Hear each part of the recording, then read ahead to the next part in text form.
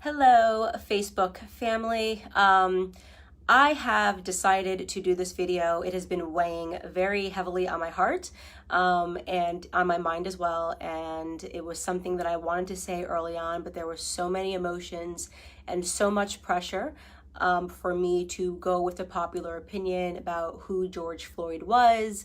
And sometimes it can be difficult when there are just so many external pressures to say what you believe. And this was an instance where I felt like my silence would have been better in the beginning, but the more that I think about it, I realize that we are being sold a lot of lies, and at the detriment to the Black community, at the detriment to the white community, and at the detriment to America as a whole. So I want to come out and say that I do not support George Floyd and the media depiction of him as a martyr for Black America. I'm going to explain why, and I hope that some of you guys will understand where I'm coming from. I have spent a considerable amount of time reading a lot of Black authors that I think are some of the most brilliant Black Americans breathing. Walter Williams, Shelby Steele, Thomas Sowell, and I recently came across something that was an idea that was planted into my head by Shelby Steele, and it has been something that I cannot forget. It is something that will stick with me for the rest of my life. And it is something that I hope for the Black Americans that are watching will stick with you for the rest of your life. Shelby Steele said that the Black community is unique from other communities. Our culture is unique from other communities because we are the only community that caters to the bottom denominator of our society. Now, let me explain what that means. It means to say that not every Black American is a criminal, not every Black American is committing crimes, but we are unique in that we are the only people that fight and scream and demand support and justice for the people in our community that are up to no good. You would be hard pressed to find, a Jewish person who has spent 5 stints in prison, who commits a crime and dies while committing a crime, and that the Jewish people champion and demand justice for. You will be hard pressed to find this in white America. You'll be hard pressed to find this even in Latino America. If there is a person that is spent multiple times in prison, you are not going to see a bunch of Latinos coming out demanding justice for this person, even if, and I want to be very clear, what I'm saying is not any defense for Derek Chauvin. I hope Derek Chauvin gets the justice that he deserves to be, implemented upon him, and that the family of George Floyd deserves justice for the way that he died. But I also am not going to accept the narrative that this is the best the Black community has to offer. For whatever reason, it has become fashionable over the last 5 or 6 years for us to turn criminals into heroes overnight. And it is something that I find to be despicable, and it is something that I refuse to stand by any longer, and I am not going to play a part in it, no matter how much pressure comes from Black liberals and Black conservatives as some token of people wanting you to believe that this is the only way you can be Black, is you have to say this was wrong and that this person was amazing. I won't do that. George Floyd was not an amazing person. And as soon as this video hit the internet, I did just basic searches. Everyone jumped on it and was looking at the police officer, and everyone agrees that the police officer was wrong, and the police officer has been arrested. So that is not the reason I'm not discussing that, is because that is not something that has been misconstrued in the media.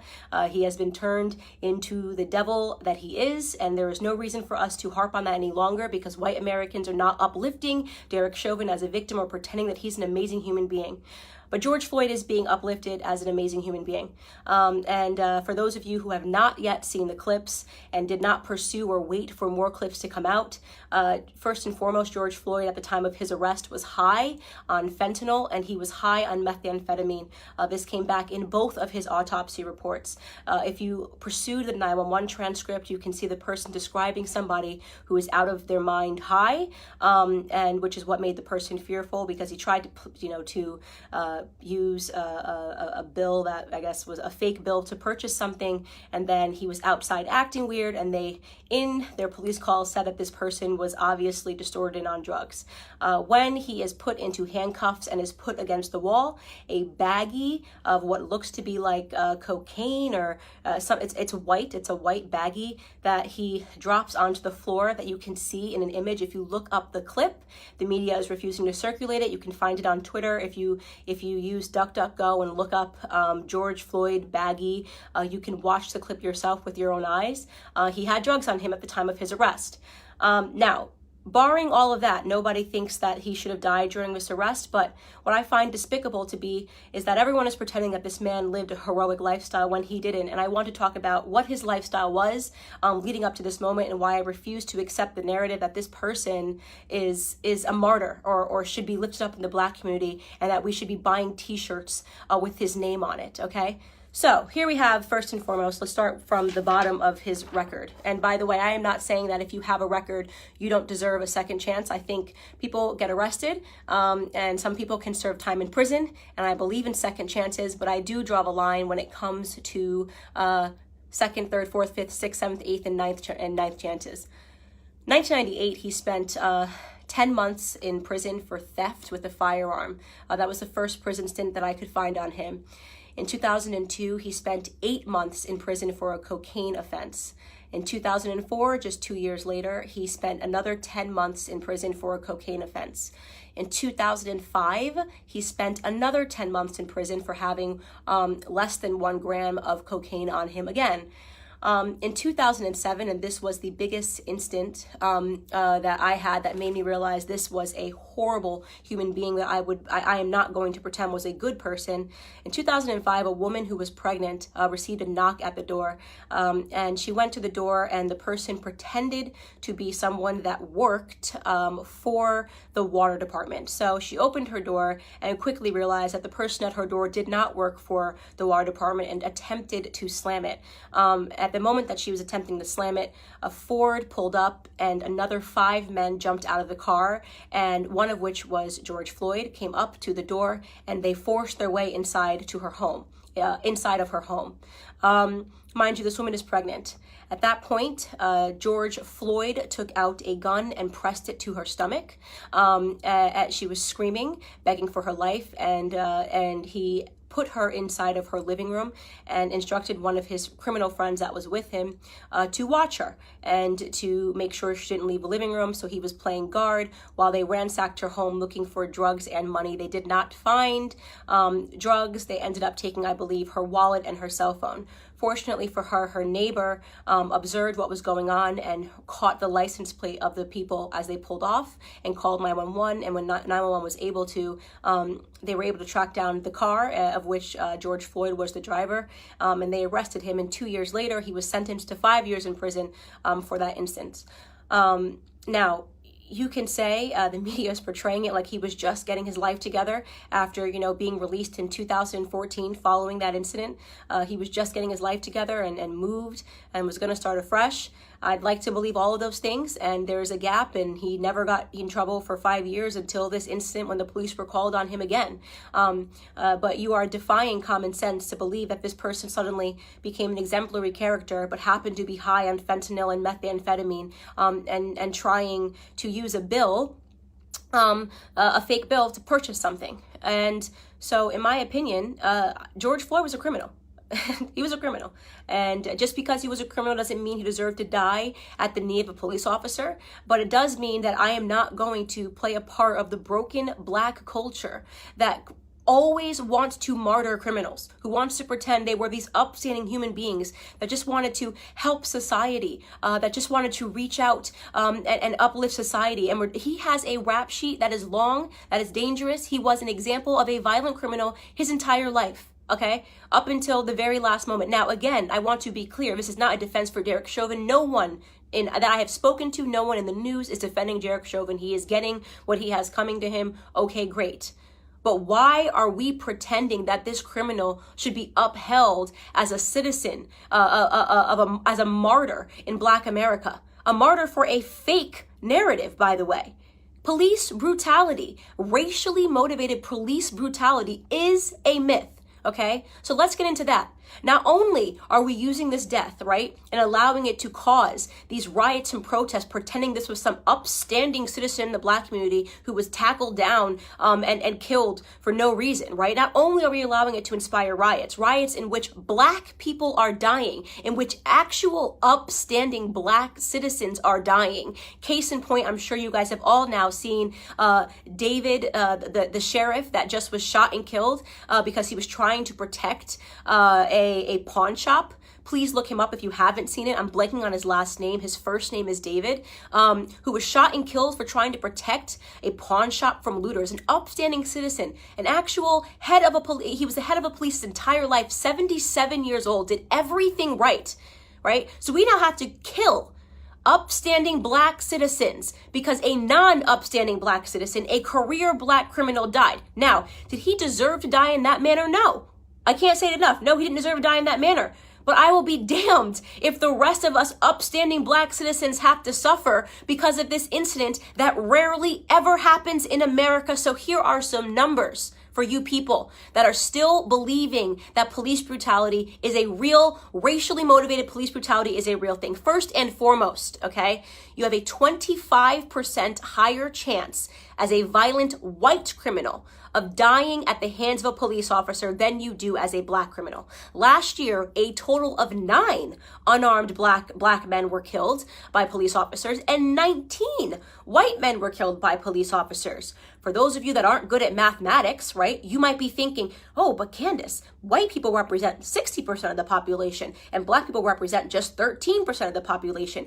It doesn't matter what percentage of the population you represent. It matters what percentage of the violent criminal community you represent. And unfortunately, Black community commits a disproportionate amount of crimes compared to the white community. Let me tell you, 6% of the population, right? Black men, 6% of the population account for 44% of all murders in this country, according to 2018 statistics. That is what you call a gap. And yet white people who represent 60% of the population, we represent 13, Black men are 6%, only represent 50% of all the murders, right? That makes no sense. That makes no sense. A 6-point variation in a community where we are extreme minorities. We commit 50% of all violent offenses, evenly split, and we're only 13% of the population, okay? So we have a lot more encounters with police officers. And don't say the police officers are coming around because we're Black. I'm talking about violent criminals. I'm talking about murder, 44% of murders, okay? You want to talk about real statistics? The police officers have way more to be fearful of in the Black community than the other way around, okay? We commit, on average, a police officer is 18.5 times more likely to be killed by a Black person than the other way around. Okay, so this entire narrative is complete smoke and mirrors. It's all made up. It's just election fodder. It's white versus Black because it's an election year, not because Black Americans are suffering at the hands of police officers more than white Americans. Do some police officers do the wrong thing? Yes. I don't think there's anybody in the world who has not encountered a police officer and thought this person is an absolute jerk who is power tripping, whether you are Black or white. We know they exist. And we know they're always going to exist, by the way, because they're human beings. And sometimes human beings suck. In fact, if you want to attack a community for accidental slayings or brutality, did you know that doctors accidentally kill 250,000 people every year because of mistakes? Did you know that there's been doctors that have been arrested for being serial killers that just were killing people because they wanted to? Do we protest and boycott doctors? Do we assume all doctors are horrible human beings because some doctors are? Or do we realize that society is not perfectible? People suck in every profession. It is no excuse to paint society with a broad brush. It is certainly no excuse to accept a Democrat narrative, okay, that Black people are being disproportionately hunted down by police officers because of the color of their skin. You want to know the best way to avoid not being brutalized by a police officer is to limit the amount of encounters you need to have with them, especially when it comes to violent crimes. Okay? I am not going to stand for this continual bottom-feeding narrative of us martyring people that have had 5, 6, 7 stints in prison and then pretending they were upstanding heroes to our community. It's bullshit. It's bullshit. Excuse my language. It's absolute bullshit. And I'm tired of it. I'm tired of having to play pretend. I'm tired of sitting here and being called a coon or an Uncle Tom because I won't play this bottom-feeding game with you. If you want to hang up posters of criminals on your wall and talk about them as your martyrs, do it. Do it. You can do it. Kobe Bryant was my idol, okay? I'll keep a photo of Kobe Bryant. You can keep one of George Floyd and pretend he was an upstanding human being that just once or twice put a gun across a pregnant woman's belly. Could you imagine that woman right now? That black woman, by the way, right? Watching everybody pretend this person was an upstanding human being who just at the age of 42 and 5 prison stints was going to get his life together. I mean, it's embarrassing. We are embarrassing in that regard, right? This is why we have a cycle and a toxic culture, because nobody wants to tell the truth in Black America. It's so easy to be a victim. It's so easy to ask white people to bow down and apologize and do all these things for us. It's crap. It's crap. It's a lie. It's a farce. Our biggest problem is us, okay? It's why we don't talk about it when black on black crime happens. It's why we don't talk about it when 40 black people are killed in one weekend during Memorial Weekend in Chicago. We don't want to talk about any of that stuff. We don't want to talk about Baltimore. We don't want to talk about New Jersey. We don't want to talk about any of these places where black people are being slaughtered by other blacks, because that would mean that we had to be personally accountable, right? That would mean personal responsibility. We don't do personal responsibility in our community. We don't do it. We blame white people, right? We only point a camera to white people when they do something, even though we do it at a way higher rate to ourselves, right? We celebrate our drug dealers. We're the only community, right, that would ever create hashtags to free people from prison because they committed crimes, like free Meek Mill, free this rapper, free this rapper. How hard is it to not spend multiple times in prison? How difficult is that? Is that too hard for us? Is that way too high of a mountain for us to scale, to do the right thing, to be upstanding citizens?